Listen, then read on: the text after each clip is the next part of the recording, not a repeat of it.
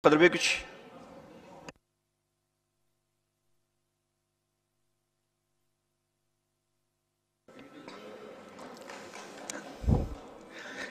Assalamu alaikum урматтуу кесиптештерим, мекендештерим.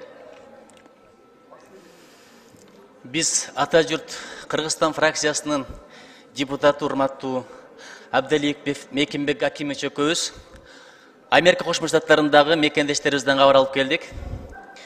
Бардыңыздарга салам айтты. Ал жактагы элчибиз Бактыбек Аманбаев аркылуу бизге атайын чакыруу келген экен. Ал жақта National Praying Breakfast деген иш-чара бар екен. Президент Эйзенхауэрден бери келаткан традициялуу иш-чара екен. Бул эми кыргызча кандай деп которулат билбейм. Орусча молитвенный завтрак деп коет экен. Мен кыргызча балким ибадат засторкону, сыйынуу засторкону деп которулат экен. Бирок негизинен конгрессмендер, сенаторлор уюштурат экен. Коллегалар деп Кыргызстандан чакырган экен. Бир топ чакыруу келиптир. Биз макул көрүп барып келдик. Эки иштен бир иш мекендештерден кабар алалы деп. Эми молитвенный завтрак деген эмнеси? Бул ушул ибадат маселесине байланышкандыгына байланыштуу мындай саясат жөнүндө сөз болбойт экен. Геосаясат жөнүндө сөз болбойт экен. Ынтымак, биримдик, кечирим, согуштар токтосун, дүйнөдөгү интеграция, адамгерчилик, айкөлдүк деген адамдык баалуулуктар жөнүндө сөз козголот экен. Мен бирдекени айтып коеюн. Кыргызстан үчүн бир дагы өлкө өрнөк эмес. Анын ичинде Америка Кошмо Штаттары дагы. Бирок мен эки нерсени байкадым. Биринчиден, ошол иш-чараны Америка Кошмо Штаттарынын сенатындагы эки партия бар. Республикалык партия, ошондой эле демократиялык партия. Ошол эки партиянын өкүлдөрү бирдей чыгып баштайт экен.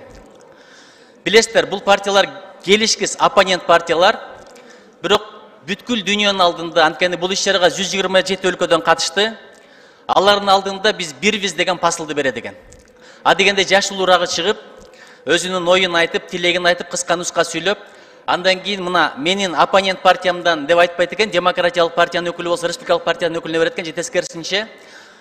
Менин досум, көптөн бери бирге иштешебиз, чоң максаттарга бирге умтулабыз дегенде ой менен, сөз менен, пасыл менен кайрылат экен. Бул чоң саясий маданият. Ич-чара канчалык тирешпесин, канчалык талашпасын, эл аралык аренага чыкканда бирдей позиция менен чыккан бул чоң саясий маданият. Биз да ошого үйрөнсөк болот эле. Анткени ич-чара талашалы, ич-чара балким кээ бир маселелер боюнча кызыл чеке бололу, бирок эл аралык саясатта one voice деген түшүнүк бар. Бир добуш менен, бир позиция менен чыгуу бул өтө чоң маданият. Ушуга абдан ыраазы болдум.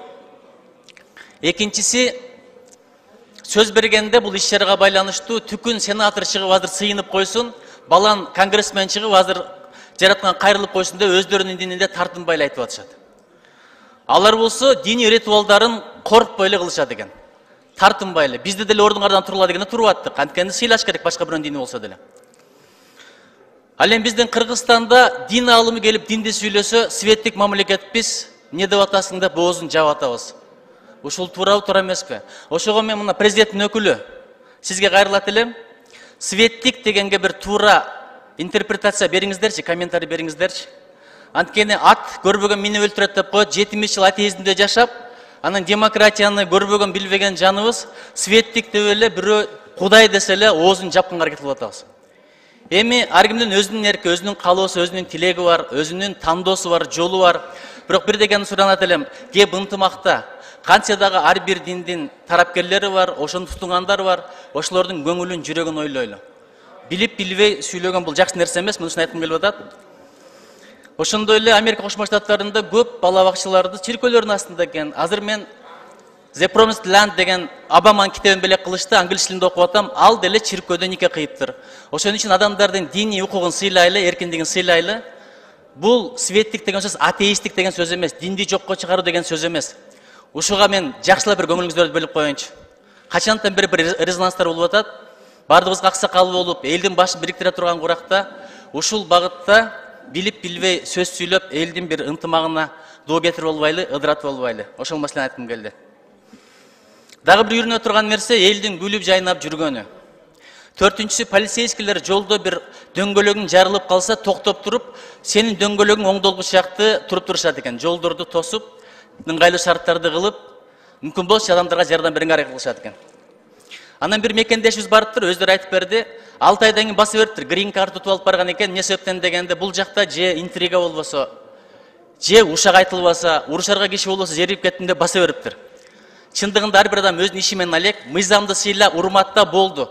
Сенин мышыгыңды эч ким быш дебейт. Ушул багытта да үйрөнө турган нерселер бар экен. Мекендештерибиз менен жолуктук. Мекендештерибиздин эң чоң көйгөйү бул жака келдик, иштеп атабыз, каражат жөнөтүп атабыз, бирок балдарыбыз ушул коомго сиңип кетип, тилин, маданиятын унутуп калса эмне кылабыз деп ошону ойлонушат экен. Бизден бирдеке суранды, колдон келсе мектептерди ачалы, кыргыз тили боюнча мугалимдерди, адистерди, педагогторду жөнөтүп берсеңиздер деп. Чикагода кыргыз мектеби ачылыптыр. Ошо мектептин ачылышына жардам берген, көмөк көрсөткөн, жол берген Америка өкмөтүнө да рахмат айтып коюш керек. Экинчиси, Баткен окуясында $236,000 топтоп берген экен. Ушуну бир да жерде айтпаппыз, белгилебеппиз. Кеч болсо дагы, эч болбосо кеч болсун деп чоң рахмат айтып коелу америкалык мекендештерибизге. Үчүнчүсү, мигранттар добуш бере алышпай деген. Нью-Йоркко бирөө бар, Филадельфиядан добуш берем деген экен. Токтотуп коюптур машинасын бир жерге, чыгып алып $100 штраф төлөптүр. Ошочу Филадельфиядан бир 4-5 адам барып добуш берип келди дейт. Ошол да өкүнүп калыптыр. Эми ошунча келдим, бир күнүм кетти, анда да штраф төлөп атам деп. Ошон үчүн болгону Нью-Йорктогу бир жерде добуш берүү участогу бар экен, Вашингтонда бар экен, балким келечекте Чикагода болот. Ушул жактарында карап берсеңер дейт. Филадельфияда деле бир топ мекендештерибиз бар экен. Анан бир топ мекендештерибиз барат экен, баягы эле кара жумуш, доставщик деп коет, жеткирүүчү. Ошондон баштайт экен, же такси болот экен. Бирок ал жакта дейт, медсестраларга аябай талап чоң дейт.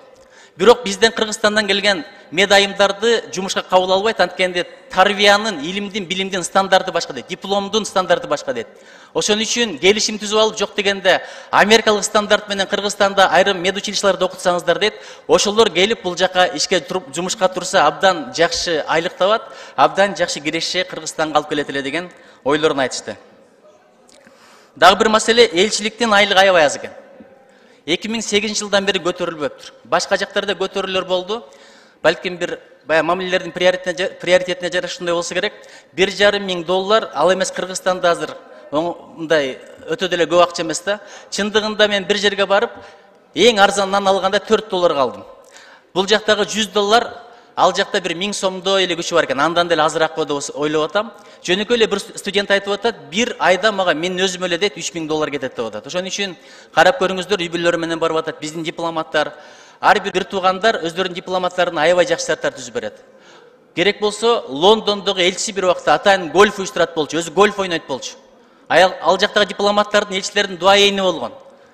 Ошон үчүн элчинин статусуна, баскан турганына, кийингенине, чөнтөгүнө жараша мамлекетке мамиле болот. Ушул жагын бир карап койсок жакшы болот эле. Ана мына биздин коллегабыз турат, Мекенбек Акимович. Ар түрдүү суроолор берилди, туурабы? Кээ бирлерде аябай катуу суроолор берилди, ачуу суроолор берилди. 4-5 адам улам кайра суроо берип, бир топ шашыбызды алды. Эми алар да түшүнсө болот, балким бир арманы бардыр, өкүтү бардыр, бирден келип суроолорду берип атышты. Бирок негизинен абдан жакшы кабыл алды. Өзгөчө Чикагода кыргыздар ушунчалык буттарына туруптур, кафелери. Биз болсо бул жактан кыргыздын дамы сагынгандыр деп курут, борсок, нан көтөрүп барсак, ал жакта алардын бардыгы бар экен. Керек болсо чөбөгөдөн берсе да деген. Арзан деген дүкөнү бар экен, жаннат деп ачып атыптыр. Иши кылып биздикилер абдан эле бутуна туруп атыптыр. Ошол эле мезгилде ал жакка барып, квартира алганга акчасы жок, машинанын ичинде уктап жашагандар да бар экен.